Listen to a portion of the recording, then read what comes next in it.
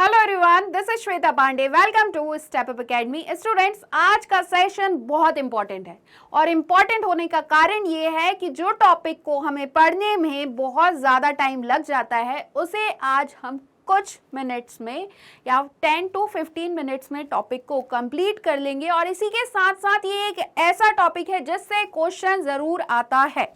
तो आपको क्या करना है, वीडियो को एंड तक देखना है। चाहे ऑब्जेक्टिव हो, सब्जेक्टिव हो, सीयूईटी हो, कोई भी एग्जाम हो, इससे क्वेश्चन जरूर आएगा और आपको क्या करना है, इस टॉपिक को आज याद कर लेना है। तो टॉपिक कौन सा है, आइए जल्दी से देख लेते हैं और सेशन को स्टार्ट करते हैं। तो class 12 political science chapter number 2 contemporary centres of power. Topic क्या है, टाइमलाइन ऑफ यूरोपियन इंटीग्रेशन। तो यूरोपियन इंटीग्रेशन कैसे हुआ, आज के सेशन में हम पूरी टाइमलाइन को पढ़ने वाले हैं। कहां से स्टार्टिंग हुई, कौन सी कंट्रीज थी, पहले क्या इस्टेब्लिश किया, कैसे ईयू का इस्टेब्लिशमेंट हुआ 1992 में, और यूरोप का पूरी तरीके से इंटीग्रेशन कैसे हो गया, आज के इस सेशन में हम डिस्कस करने वाले हैं। तो आइए शुरुआत करते हैं और शुरुआत होगी एक डेट से और ये डेट है 1951 अप्रैल। अप्रैल 1951 में क्या होता है, कुछ कंट्रीज होती हैं जो एक चीज को सेटअप करती हैं। वो क्या सेटअप करती हैं उससे पहले जान लीजिए कौन सी कंट्रीज थी।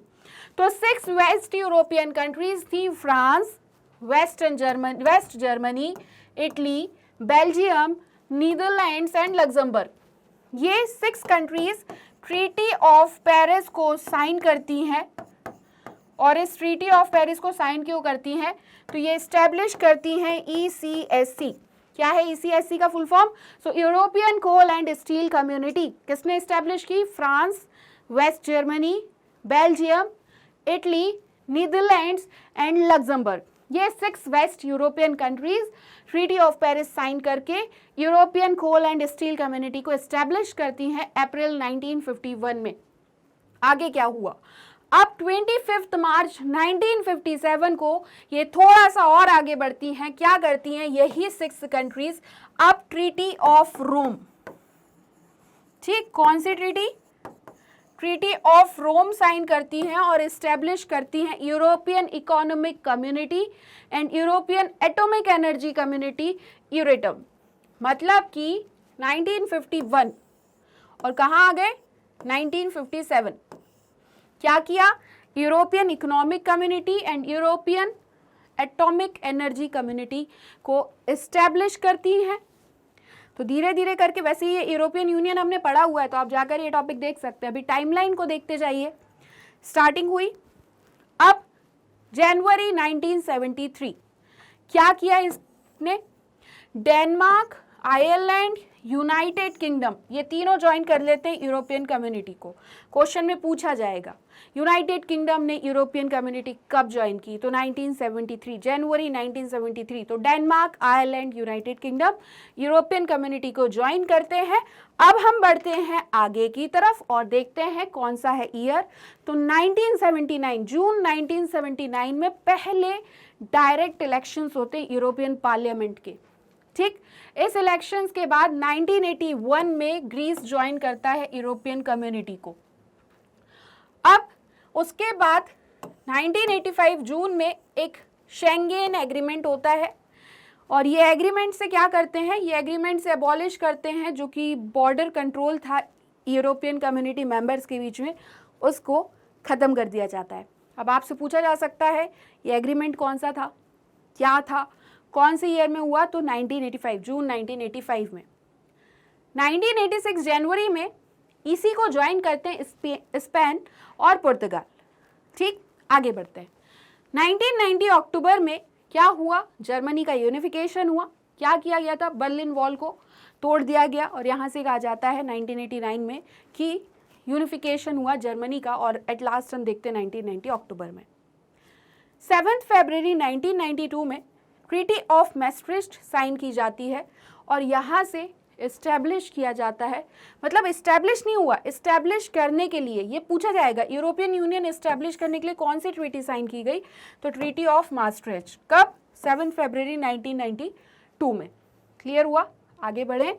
देखो 1993 जनवरी में सिंगल मार्केट क्रिएट कर दिया गया। मतलब यूरोपियन यूनियन में बहुत सारी कंट्रीज हैं, इनको इंटीग्रेट करना है, इनको एक साथ लेकर आना है, इसलिए क्या किया गया, अब सबके लिए कॉमन मार्केट हो गया, मतलब ट्रेड डिस्प्यूट्स या बैरियर को हटा दिए गए। ऑस्ट्रिया, फिनलैंड, स्वीडन ईयू को ज्वाइन करते हैं जनवरी 1995 में। 2002 में अब ये अपनी करेंसी इंट्रोड्यूस्ड कर देते हैं, और इनकी करेंसी क्या थी, इनकी करेंसी थी euro. The new currency was introduced in the 12 EU members, मतलब जो 12 कंट्रीज थी यूरोपियन यूनियन में, वहाँ पे एक करेंसी चलने लगी, यूरो। मई 2004 में 10 न्यू मेंबर्स आते हैं, साइप्रस, चेक Republic, Estonia, Hungary, Latvia, Lithuania, Malta, Poland, Slovakia, Slovenia, ये सब EU को ज्वाइन करते हैं। जनवरी 2007 में बुल्गारिया और रोमानिया EU को ज्वाइन करते हैं, और स्लोवेनिया यहाँ पर यूरो को अडॉप्ट कर लेता है। 2009 दिसंबर 2009 में लिस्बन ट्रीटी आती है, इतना इंपॉर्टेंट नहीं है। 2012 में नोबेल पीस प्राइज मिला यूरोपियन यूनियन को, मतलब कि यहाँ पे ऐसा कहा जाता है कि यूरोपियन यूनियन जो था वो अपने आप में एक कंट्री हो चुका था, इसके मेंबर्स इतने ज़्यादा थे, बट कुछ चीज़ों में तो ये खुद से सेल्फ डिपेंडेंट थे डिसीजन के लिए।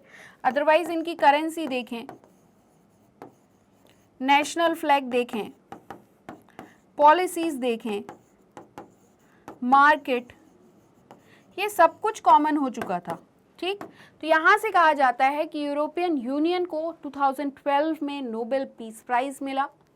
28th मेंबर बनता है क्रोएशिया EU का, यूरोपियन यूनियन का, और 2016 में एक रेफरेंडम आता है ब्रिटेन में, 51.9% वोटर्स डिसाइड करते हैं कि ब्रेग्जिट कर लिया जाए, मतलब कि ब्रिटेन को यूरोपियन यूनियन से बाहर निकाल दिया जाए। हालांकि अभी हम 2023 में हैं और यूरोपियन यूनियन के और भी सारे फैक्ट्स हैं, बट हमारे एग्ज़ाम पॉइंट ऑफ व्यू से हमें यहाँ तक ये इम्पॉर्टेंट है। आप अच्छे से याद रखिएगा, ध्यान रखिएगा, ये इम्पॉर्टेंट टॉपिक है, एग्ज़ाम में ज़रूर पूछा जाएगा। अगर कोई डाउट है तो आप कमेंट सेक्शन में पूछ सकते हैं। एंड आई होप मैंने आपको जो भी पढ़ाया आपको काफ़ी अच्छे से समझ आया होगा। और अगर आज का सेशन आपको अच्छा लगा है तो आप हमारे चैनल स्टेप अप अकेडमी को please like, share and subscribe करना बिल्कुल भी ना भूलें। Thank you for watching.